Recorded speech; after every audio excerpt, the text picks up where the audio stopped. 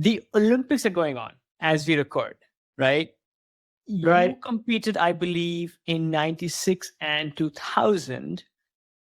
I think 96 was perhaps the first year mountain biking made it to the Olympics. The Olympics. Right, Yeah, right. yeah.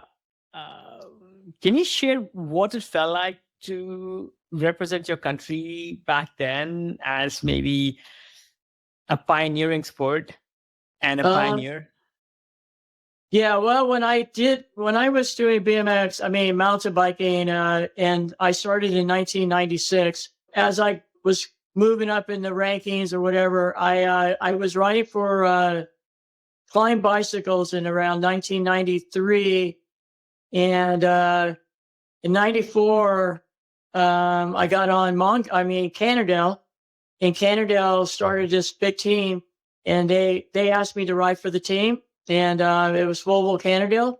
I was really racing out of my best. That was actually my best career was between 93 to 2000. I've had really some good results and stuff.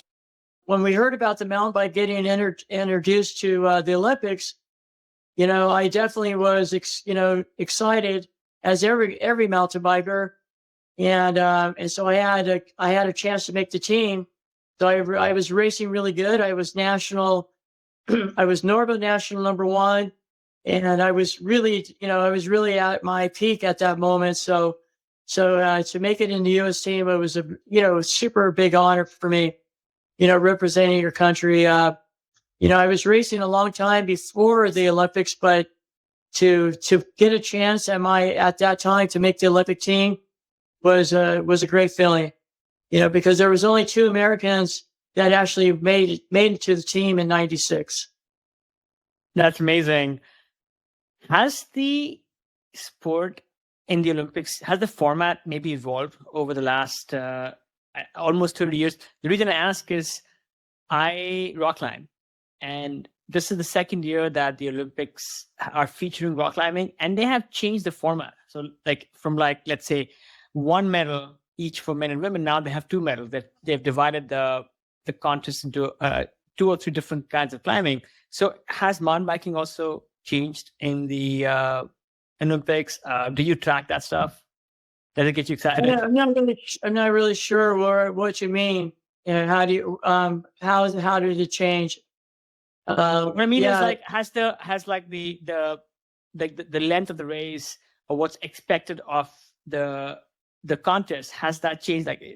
Is there 1 medal for men, 1 for women? That's what I'm trying to understand. Is it the same race that was happening in 96 happening today yeah. as well?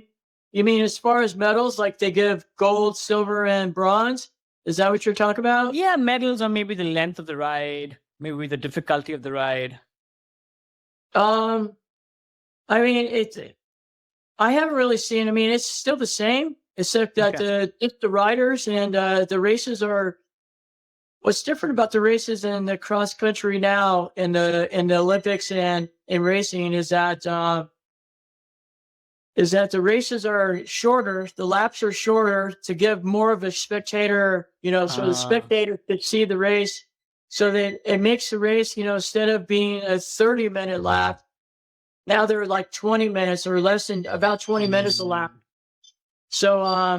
So making it that way, the race is really, and then they also are allowing you to, if you get a flat, you have a stop where you could stop and you could change your wheel by your mechanics. So those are the kind of things that we didn't have in the Olympics. The races are just shorter and faster, more, a little bit more technical. They kind of made man-made trails now, where they have more challenging rock gardens, more drop-offs, more jumps, and things like that. So it is definitely a different kind of a sport as far as what I used to do it. I mean, we used to go out for about 2 hours. Now mountain bike racing is about 1.5 hours. And they're like, I just watched the Olympics this year, well, just a couple days ago, and they did like 8 laps. And I think their racing time was probably around I'm not sure the winning time, but I could guarantee it was about an hour 30, maybe. Maybe it's a little bit longer, Hmm. but not much longer. Hmm. So, yeah, it's